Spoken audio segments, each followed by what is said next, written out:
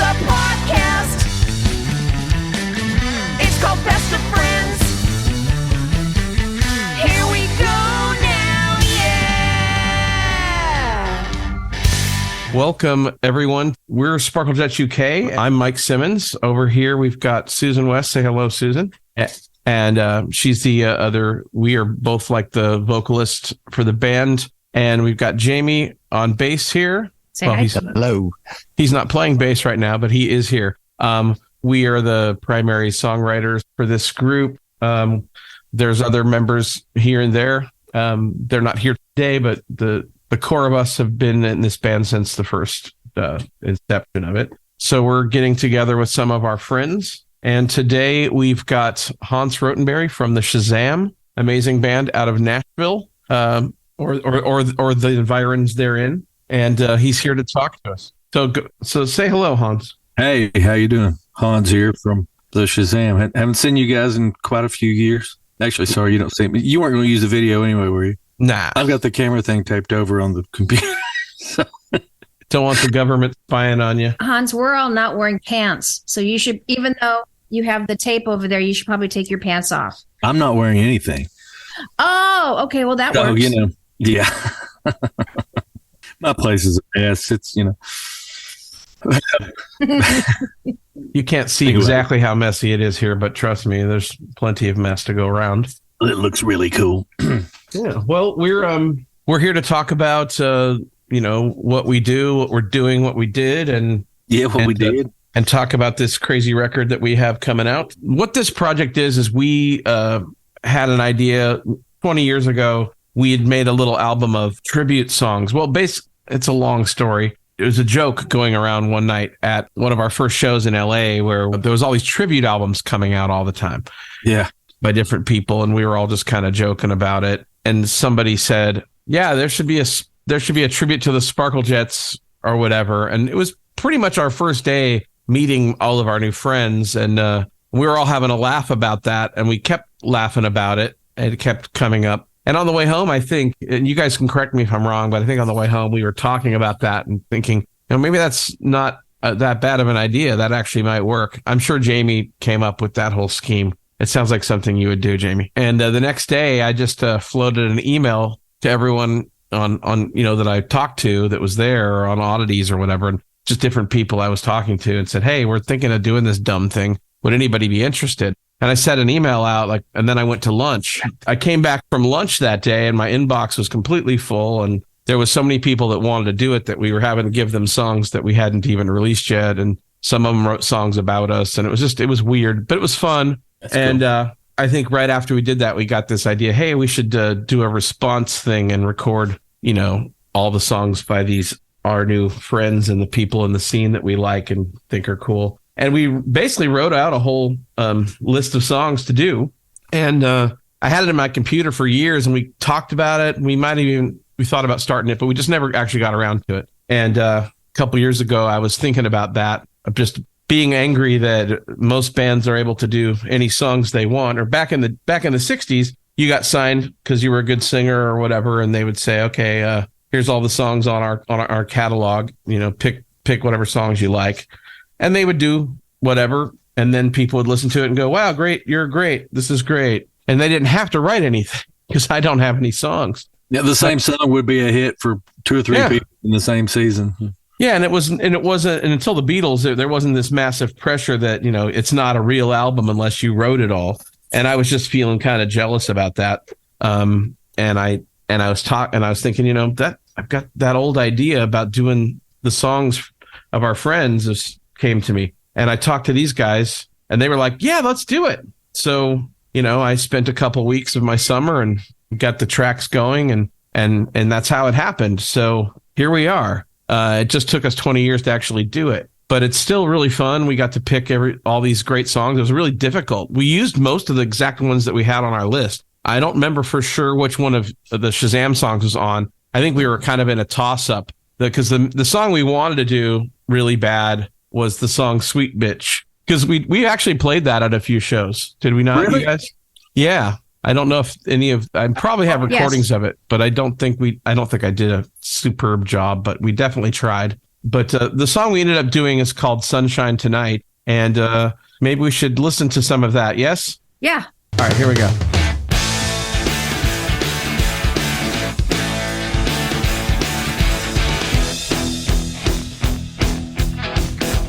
Rain is fine, but I like sunshine. Good morning, Grace. I shake my head and I'm on my way. Roaring pain just blows away.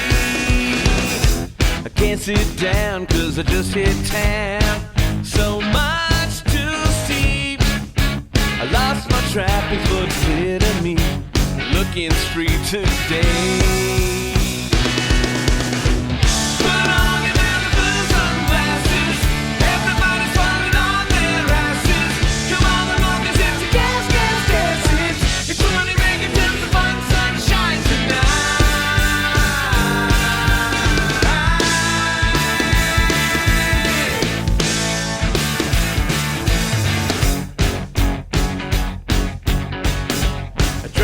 Brain and I'm halfway sane. No boring games. Spare me $1 million for the price of fame. Roaring pain will go away. Come on, let's make it last forever. Come down and never mind the weather. We'll dance the wine and we will both so fine tonight.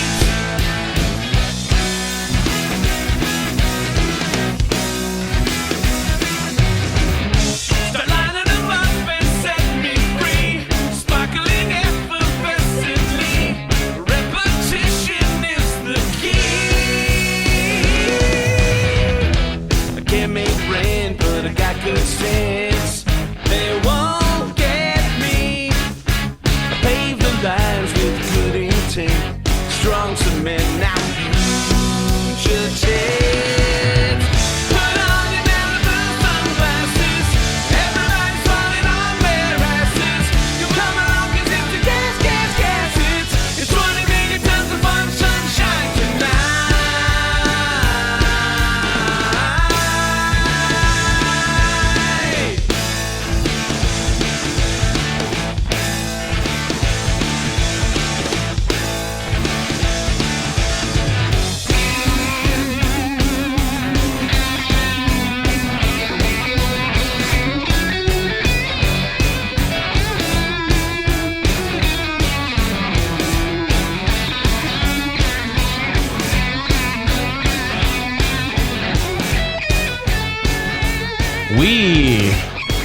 So much guitarness.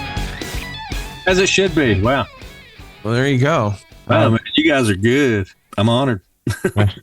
Yeah, that was really fun. I think we tend to do covers we don't change things too much. But in the case of a lot of these songs, we just kind of like the way they are. So if you like that song, you'll like the Shazam even more. But yeah, let's see. I remember I think you guys must have had a track on that first or that second IPO comp, International Pop Overthrow Volume 2. A lot of the songs that we did on this album actually appear on that album because that was our first introduction to almost everybody. And it kind of blew our mind. I remember driving to all those shows that first IPO year that we played, and we would just listen to that 2 CD set on the way to gigs every night. And it's pretty cool. I don't remember that. I probably got a copy somewhere, but I don't remember it. But even before that, Mike, I think it was that first or second IPO when there was this incredible buzz, and everybody said, "Yeah, you going? Yeah, we're going." But you're going to the Shazam show, right? You have to see it. If you don't do anything else, you have to see it. And there was such an incredible buzz, and people were handing around something that we were listening to, and it was not disappointing when we saw it. Like it was, it was amazing. Yeah.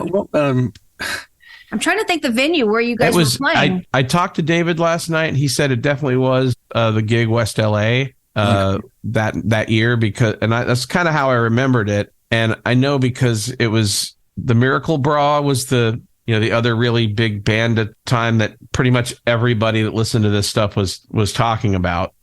And they were also on the bill that day, the Andy Bop band, Miracle Bra. And that was a hell of a show. I remember talking to you guys out front for the show, and you guys were the only band there that actually looked like rock stars. I know that was very much a part of your plan, but it worked. You know, you guys all had 70s haircuts. You look like Badfinger, but kind of better. Badfinger / Elvis. Yeah, I kind of look like Pete Ham. Yeah, a little bit. I mean, you had the hair but you're all wearing like sunglasses and. I remember the shirt I wore at that gig, and did it have stars on it? Yeah. I bought it in L.A. Yeah. I bumped into Diane Keaton on the street. I thought, wow, I've arrived. Well, you've already had probably a better LA experience than most people who live here, just in the first 10 minutes. So there you go. I've had some pretty good LA experiences, but with all those IPOs and stuff, I get them all confused. I can't remember which year was which. I remember, you know what I mean? Like, okay, the gig, I remember what that place was like. And then there was the pub that we played at in Huntington Beach at another one. And I can't even, the first time we came out there, we played at a Poptopia, but I cannot for the life of me remember where it was. So I remember the first time I saw you guys, and then I became friends with you immediately after that. I'm like, I remember somehow thinking that you guys had the same sense of humor. Man, I'm like, you guys are diabolical. I think that's what I said to you the first time. You guys are hilarious, and I totally get it. And you guys rock, and got great taste, and et cetera, et cetera. So, but I can't remember where that was. But whatever Susan was talking about, it must have been on that trip. It had to be, because I remember talking to you guys, you and the I think your guitar player outside the club for 10 minutes or something. And then I went inside to watch, and we got there early so we could, see everybody. And we kind of went in, and there weren't a lot of people in the club yet. So we got really nice seats kind of behind this little table bar, looking right down on the stage. And whoever come and sit next to us is Danny Hutton from Three Dog Night, sat right next to me the whole night. I remember hanging out with him on one of those trips, so that must have been that night. Yeah, because his nephew was Casey Fondaro, and I'm trying to remember the name of the group that he had at the time. I remember because they had that one, they did that fake album cover that looked like Simon Garfunkel bookends. Do you guys remember what I'm talking about? I'm trying to remember what they're called. I'll look it up. I'll find it. But I'm also right now, I'm looking at that first, that IPO Volume 2 disc to see where you are on here, because you probably are. If you're not, then shame on me. Maybe not. Bruce Brodin would have put something on there, surely. See, I'm looking. We're on the third one, because it took that long for us to figure out what was going on. I think we came out there and played the one that was in Huntington Beach when we had the first year. We're getting ready to record the Godspeed thing, but we had done all the demos, but we had not done the record. And then the next year we came out, and then I guess we had that album with, so. It's funny. The only thing I see you in here for at all was Volume 5, New Thing. So I guess you weren't on there, but we still found out about you somehow. I think somebody must have said to me, hey, if you like ELO or you like The Move, then you need to listen to the Shazam. And I remember the name was cool. Yeah, that was like a secret message to any fans who were like, yeah, this is what you want right here. Yeah, because some people might think Marvel, but I was thinking The Move when I saw it. I was too. And in fact, that's what, with our little association with what was left of The Move, it actually worked. They contacted us. I'm like, well. Yeah, you want to tell us about that? Because I know that's pretty interesting story people might want to hear. Well, let's see. The guy who was handling a bunch of stuff for Carl Wayne and Bev Bevan, and Roy Wood was a kind of peripheral figure, but a guy named Rob Cager, who, a good friend of mine, ended up being a sort of a manager for us in UK when we had some decent stuff going on there. He just contacted me and said, hey, the guys from Carl Wayne and Bev Bevan would really like to meet you. I'm like, huh? Okay. And we met them at this bar on Leicester Square one night, and it was crazy, We've been fans of these guys, and they show up, and they brought this big scrapbook and gave me like bootlegs and photos that were like from the original negatives, and just all sorts of really cool stuff. And so then after several, wouldn't the plural of Guinness, shouldn't it be Guinea or Guinea? the Guinea. After several geniuses, I said, well, we just got asked to do this thing at Abbey Road on the bank holiday thing that BBC's doing. Wouldn't it be great if you guys came with us and we called it The Move and we did some Move songs? Wouldn't that just be cool? And then the next day they called back, okay, yeah, so we're doing it. I'm like, really? Wow. So we did. And so then the next time we went back, they rented a studio. And it was a place where Bowie and T-Rex had done stuff with Tony Visconti. And it was in the actual room there. And as if that wasn't crazy enough, that's where we rehearsed with, we put together our little version of The Move with Roy couldn't be bothered. But, Carl was there, Bev was there, and we filled in all the rest. We ran through every Move song we could think of, and it was it was pretty awesome, And so then we go to Abbey Road and do the thing, and we did a thing in the cafeteria, the lunchroom, in the canteen. Yeah, it was supposed to be outside. It was supposed to be outside in the garden, so it would have looked like the Beatles rain video or something, But it did rain, in fact, so they moved it inside. And we're like, well, whatever.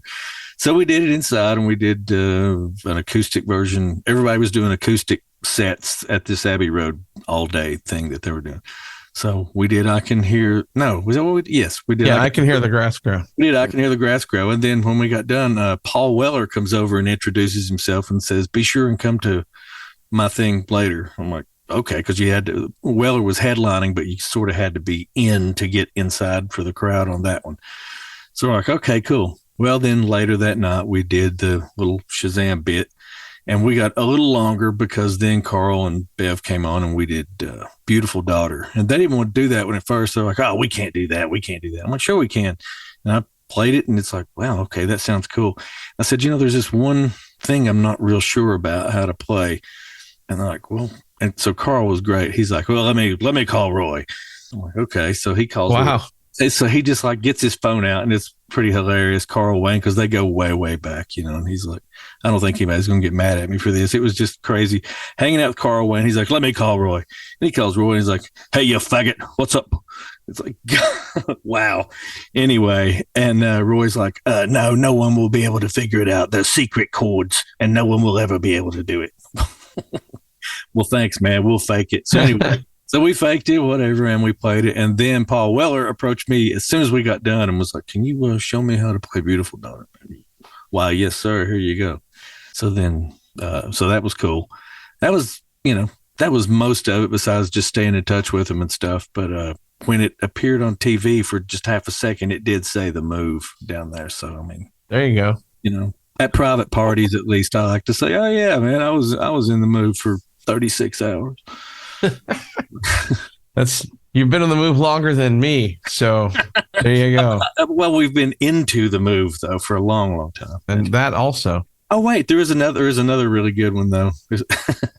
So that same day, it was awesome, being at Abbey Road, and I guess maybe because of the Move thing, we got a slightly, I don't want to say preferential treatment, but we got to use the Abbey Road penthouse studio as a dressing room. Whoa. Yeah.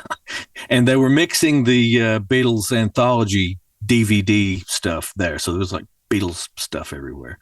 And so we're sitting there just kind of just running through stuff because we're doing it acoustic.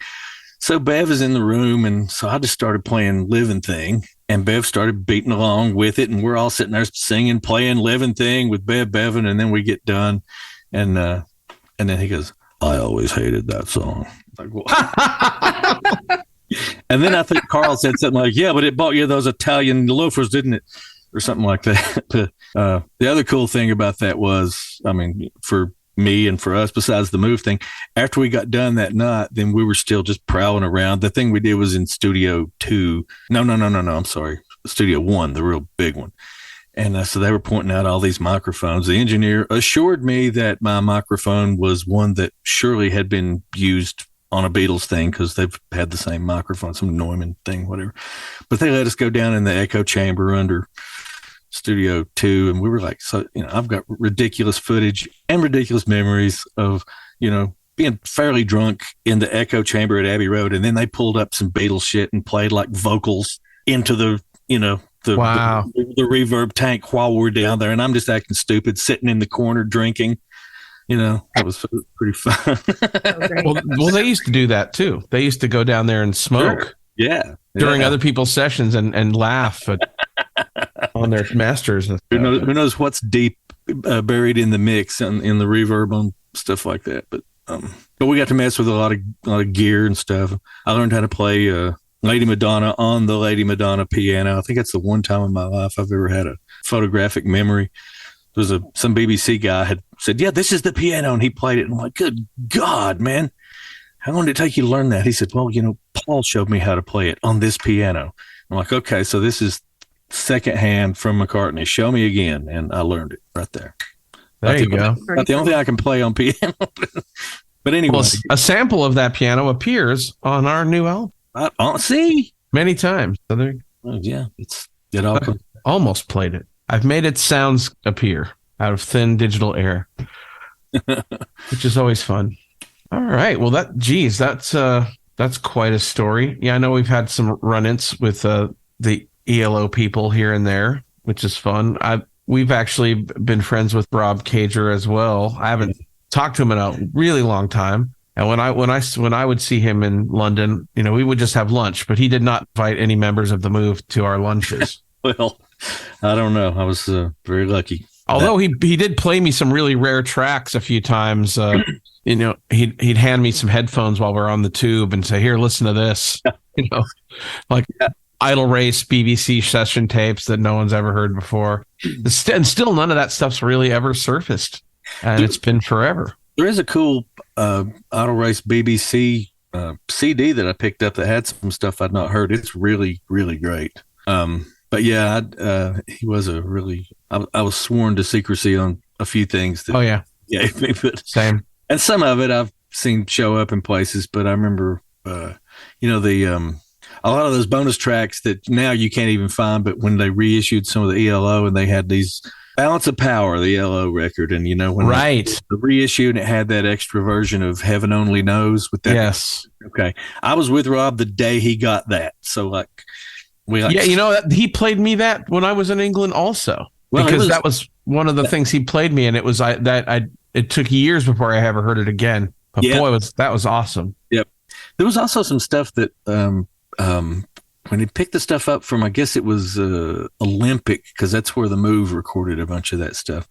And whoever was digging through the tracks was like, "Well, look what I found on this tape." And they found these multis for the Stones' Street Fighting Man. Oh, geez. And we were listening through the multi-tracks of that. And it's kind of a good Stones lesson, because it shows you that, the Stones records were really, a great band, but if you'd have been in the room with them, it might not have sounded as good. But the record really is like this voodoo soup of just a bunch of disparate sounding stuff that somehow was mixed together and sounds like magic. But when you just listen to it, it's like, what? It's like somebody beating on a little toy drum kit and somebody banging on an Indian instrument, But anyway, magic, man, strange magic. And that's the Stones. So, I don't know. Come on, somebody talk and shut me up here. There's a tired old horse sleeping next to the door. She's not a young thing anymore. Treat me like a dog and keep me on a chain out in the rain. So long, sweet bitch, I'm going home. So long, your sweet kiss. How long can this go on?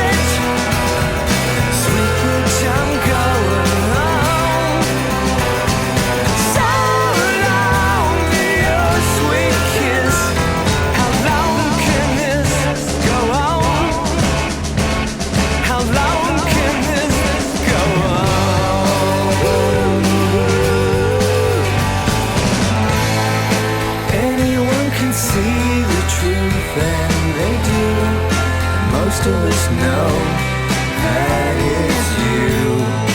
Once there was a time when all this was new. Those days are gone, now we're through. You know those days have gone. You know those days have gone. There's a tired old horse sleeping next to the door. She's not a young thing anymore.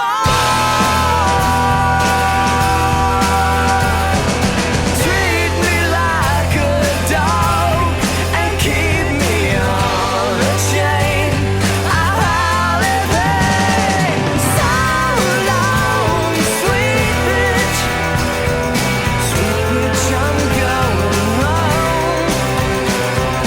So long to your sweet kiss. How long can this go on? So long, sweet bitch. Sweet bitch, I'm going home. So long to your sweet kiss. How long can this go on? How long can this go on? How long can this go on?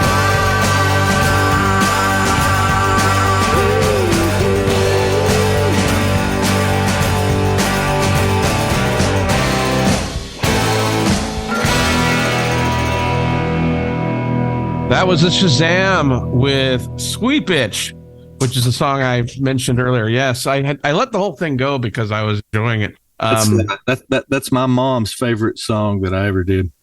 Oh, is that right? She thinks it's so sad. I just love the part where he says that. But I'm like, Mom, it's a joke. I don't care. You know? But I remember, I mean, obviously you're one of the rare instances where it's like you guys would put a record out and pretty much every song kicked ass. You know, there wasn't a dud in the bunch. And this one, I don't know why, but this one in particular just kind of took my head off. And I remember I was hoping you guys would play it at the show, and you did, of course. And it's like, damn it. Yeah. It has all the things. Like, damn it. Yeah. And we did. I know we did try to play it a few different times, and we almost did it for this. In fact, we almost did it in addition. We almost did two. I just never quite got my act together, but who knows? I know how that life goes. is long. That's right. It could happen. It could very well have. That's cool. Yeah. That was. You can tell us about it since we're talking about it. Yeah, I had the. You know how I don't know, some things it's like about different things, and usually, what am I trying to say? It wasn't about one particular thing. Actually, it began. I think I wrote the words because I'm a cat person, and so like I had this cat, and she needed to be spayed, and she kept wanting to get out of the house, and then when she would escape, and she'd come back in pregnant, and so the cat was in heat. We're like, we're taking you to get fixed tomorrow, and she was like trying to, every time you'd open the door, she'd want out and try to stop her and pick her up. She'd scratch the hell out of me and everything. So the night before we took her to get fixed, I'm like, so long, sweet bitch. I'm like, wait a minute. That's a song title. So then I just wrote some stuff. I like, yeah, well, so used a bunch of dog jokes and wrote the words. And I was like showing them to the guys in the band. Hey, listen to this, blah, blah, blah, blah. So you're going to make a song that I might, you never know. And then sometime later, an old cat that I had died. And I was particularly sad because I had had this cat since I was 16. And so I thought, I was really sad over the death of my childhood pet. And I thought, I'm going to put on some Roy Orbison. I'm going to sing me some Roy Orbison. Well, fuck, while I'm doing this, I might as well where's those words for that sweet bitch thing? I might as well use this sadness. And then, so I took those words and then I felt this Roy kind of thing and threw it together pretty quick. Like, so anyway, that's where that came from. I like it. Wow. But, hey, can I, whether you use this or not, I may as well be a semi-professional. Yes, please. And plug something that Fantastic. I got in the near future. So this album that's on, Godspeed, the Shazam. So we're doing a vinyl release, and there's going to be a deluxe version that we had a bunch of demos when we did the record. Everybody's got demos and stuff, but I never paid much attention to them because they sounded kind of crappy because I'm not a very good engineer, and we just mixed them just to get the idea across. But anyway, when putting the thing together, the people paying for it were saying, well, so why don't we find some demos? I'm like, well, I got demos, but I would have to remix them. So, and they were on this 8-track cassette machine. So I had to get the machine working again to get the tracks off. But then Brad Jones and he was the producer of the record, we remixed these demos, and then we ended up with like 25 or 30 or so. And about half of it was songs that we never used that might have done for the record. Some of them were just songs we came up with that summer, just, hey, here's an idea, let's do that. Okay. And we demoed it and threw it on the pile. It didn't make the record, and we never looked back. But now, looking back, it's like, look at this, we got all this stuff. So we're not sure, how vast the the release will be. There's a Not Lame are going to revive and put the CD version out, which will be at least a 3 CD thing for anybody that cares. We care, so we're doing it, and you can't stop us. But for the vinyl thing, we're that's what's happening. So there's going to be this deluxe Godspeed the Shazam with at least a dozen unheard Shazam things. So, and since it's going to be on vinyl, that means we'll get to hear it maybe in 2024. Well, man, I found some places that'll do small runs really quick, and we're starting with small runs. Well, please give us a link. So I would love to know. Small run meaning what? 5 copies, or because man, everywhere I've gone, it's been like oh no, it's going to be a year. Okay, I found a couple of places that'll do like 500 or less in less than a week. What? Yeah. Okay, we need to talk. Yeah, we'll talk. And no offense to and they're like really, it's like driving distance from where I live. So you never know. Wow. So there's possibilities. Well, there you go. Well, that's awesome. Well, sign me up, because I will buy at least 2 copies. And okay, probably more. Let's be real. I'll have to give that to people. But what is your time frame? When is that coming? When is that going to be available? I don't know. It's all mastered now. It's just a matter of like. Originally, the business plan was to do this double album of Godspeed and then a disc of the demos and outtakes. But, you get 20 minutes per side, and we've got enough of that stuff for a double record of its own. So it's like, well, I don't know. Nobody's going to buy a triple album, or will they? I don't know.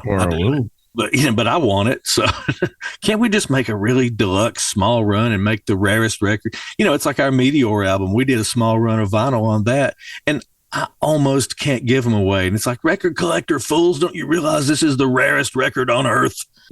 But dude, it took me a long time to get one. I think I paid a pretty penny for it.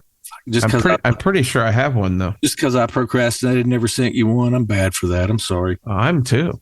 I'm sorry, everybody I promised a record to and just couldn't get around. But they moved the post office, so it's 5 miles away instead of around the corner. So. Anyway, I think, I'm trying to remember. I know I got one somewhere, somehow. I probably bought it on Discog. So I'm looking through Discog to see if I can find it. But well, I'm glad someone made some money. No, as long as you got it. I'm looking right now. Now I want to know. Yes, I have one here on 50 Foot Records. That's me. Is that you? That's you. Okay. I think I might have 2 of them. That's my basement. Wow. Well, all right. So is what label is this new thing this reissue gonna happen on? If so, Not Lame. Oh, okay, fantastic. Yep. We thank Bruce Brodeen for the whole thing. Well, that's cool. Yeah. He might not have even seen us had it not been for Bruce. We did our first record and played the Poptopia thing, and then we felt like it had kind of run its course. That label folded, and like, well, I don't know what we're going to do now. And Bruce. I was friends with Bruce Brodeen, and he's like, so what's next with the Shazam? Like, I don't know, man. We just had our first kid, and it was very uncertain. He's like, well, do you have any songs? I'm like, yeah. But I moved away from the band, like 300 miles away, so it was going to be harder. And we're like, yeah, we'll see if we feel like doing anything else. And, the world wasn't clamoring for it or anything. But Bruce said, well, no, let's make another record. So we thought, well, we got one more chance to make one more thing. Let's let's do every stupid thing we ever wanted to. And that's why we called it Godspeed the Shazam, because we thought that it was the final statement, Well, I mean, I'm just sitting here looking at these song titles, and I can remember how every single one of them goes. And that's even 20 years later, that's a major thing, especially with music by people that you've met. It tends to be like, oh yeah, you guys are great. That is a hell of a compliment. Thank you very much. Yeah, I think you understand what I'm saying. If I can read all your titles and go, because I'm just thinking, I'm going to, okay, I know all these. Stranded Stars. I wrote that in Los Angeles. God, and they're all so great. And then Super Tuesday, I always loved how you used the term sagging in the polls. Like those are those little things, like putting those little things in songs. People that do that. Like I never would have thought to use. That's what we've got some people coming on soon. Rex and Christina from the label, and that's one of the things I love about their band, the Armoires, is they come up with nice little nuggets like that to put in their songs. That was the nugget that started that song. The initial idea was basically that line. So sagging in the polls. Yep. Marcy, which is everyone sagging in the polls.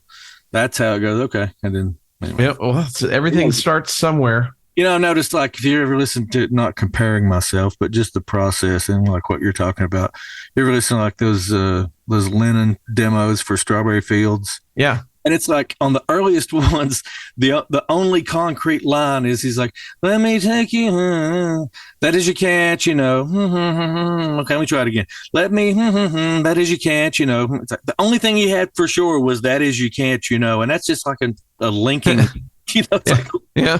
But that's part of that magic, ain't it?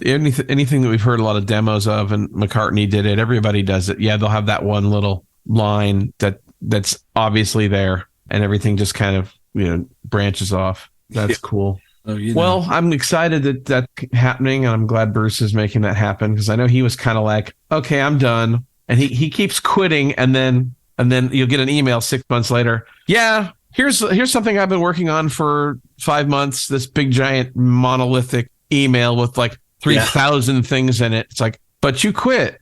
Well, I think he quits for like a week and then secretly starts back up again. Well, you can't kill your love for something that you love. Yeah. If that makes any sense. I don't know, but we were hanging out a couple of weeks ago and, trying to figure out trying to answer your question about, what's the timeline on this? I don't know. Now we're like, it's bigger than we thought it was going to be. And we're like, well, does it make sense to do something this big? And we're like, well, in the end, it matters to us more than, let's make ourselves happy with this, which indeed was the whole thing with the band anyway. He put a lot of his heart and soul into letting us do what we wanted to do.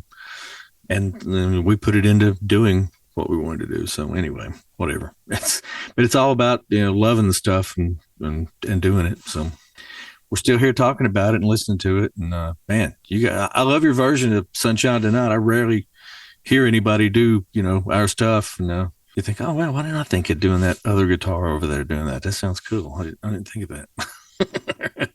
And it sounds great, Right on. Well, I'd rather listen to your version than mine. So, Well, it's just newer. That's all. I don't listen to my stuff. Well, I tend to listen to my own stuff too much, but I get kind of sick of it. In fact, I've listened to this new covers album so much, I'm probably tired of it, but I can't speak for the rest of the band, who are in the room, by the way. They're just not speaking very much. Do you guys have anything you want to say to Hans as we're wrapping things up? Just going to say, keep doing it. Keep doing your thing. Well, you too. Surely to God we'll play together again. I'll just, I'll come out there and jump on stage and sing backing vocals with you or something. Anytime you need a crash pad, we got amongst us all, we've got plenty of crash spots and things to do. And, Jamie's retired now, so he's got nothing better to do than take you around town. Right, Jamie? That's a yes. Yeah, and we've got our summers off, sort of, and So, but summertime is always a good time for me. I'm always looking for something to do, and these past few breaks, it's been projects like this. So we're hoping to do more. I keep thinking I'm done. I'm like, I don't, because I'm not playing live is not my absolute favorite thing. But the only reason I ever learned to play an instrument at all is because I wanted to make records. And Well, that's true. That's true. And the only reason I ever wrote songs was just to have stuff to put on records. correct. I think that's something a lot of us have in common. Yeah. And you can tell when you listen to people's records and they're a little extra. It's just because this is really what we're here for. This is Yeah. what I'm here to do. So as long as people are willing to listen, I'll keep making stuff. Yeah, I never considered myself a singer-songwriter. It's just, well, somebody's got to come up with something for us to play so we can make a record. So, half the time you come up with a song, just like that Chipper Cherry Daylily song was just writing a song to justify that ridiculous sound effects collage in the middle. So, Well, yeah. If you've never heard the Shazam people, if there's anyone listening, if you've never heard them, you need to go rectify that immediately. I think they're on all the streamers. You will not be disappointed. It's just one amazingly crafted pop song after another. Even their cover of Revolution 9 is one of the most brilliant things I've ever heard anybody attempt to do. If you've never heard that, definitely seek that out. If you're a Beatles fan at all, even if you hate Revolution 9, go listen to that. It'll blow your mind. So cool. And we'll keep an eye out and an ear out for the reissue. all right. Well, hopefully we'll see more of each other. And man, have fun with this. It sounds great. And thanks for doing my tune. Right on, man. Our pleasure. I'll talk to you soon. All right. Hans. Can't wait to see you guys again. Hans Rotenberry, everyone. Woohoo. Thanks, y'all. All right. All right. See you soon.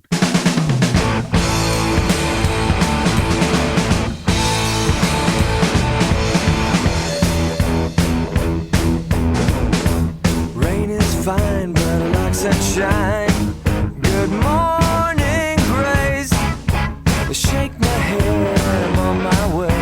The roaring pain just blows away. Can't sit down, cause I just hit town. So much to see. I lost my trappings, but it's clear to me that looking's free today. Put on your Malibu sunglasses. Everybody's falling on their asses. Come along, 'cause it's a gas. There's 20 megatons of fun sunshine tonight.